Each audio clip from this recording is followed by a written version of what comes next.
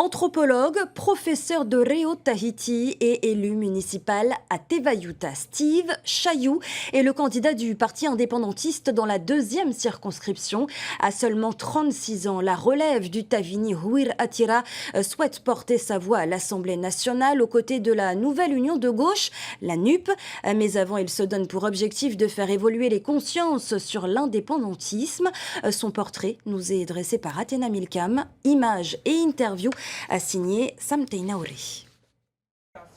Dans chacun de ses meetings, Steve Chayou ne déroge pas à son habitude. Selon ses termes, il faut avant tout démystifier le combat indépendantiste. Je parle bien de démystification parce qu'on a créé tout un tas de préjugés et de prénotions autour du combat indépendantiste. Le combat indépendantiste n'est pas un combat ethnique. Le combat indépendantiste est un combat contre un système en place qui ne favorise pas l'intérêt du peuple maori. Ensuite, quand on a démystifié ça dans mes meetings et dans mes rencontres, là je viens ensuite informer de ce que c'est que l'indépendance, c'est du processus qui mène ce pays à son indépendance au-delà des préjugés. Lorsque le candidat du parti Bleu Ciel est mis face aux incohérences passées du Tavini Huir Atira, il ne se laisse pas déstabiliser.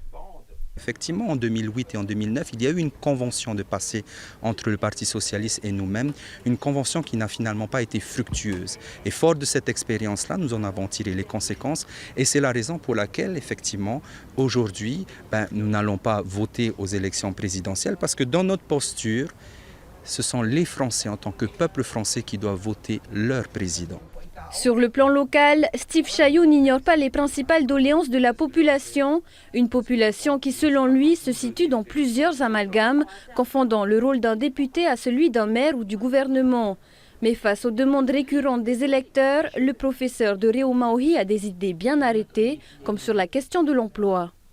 Moi, je soutiens à 1000% la valorisation et l'officialisation de toutes nos langues maori.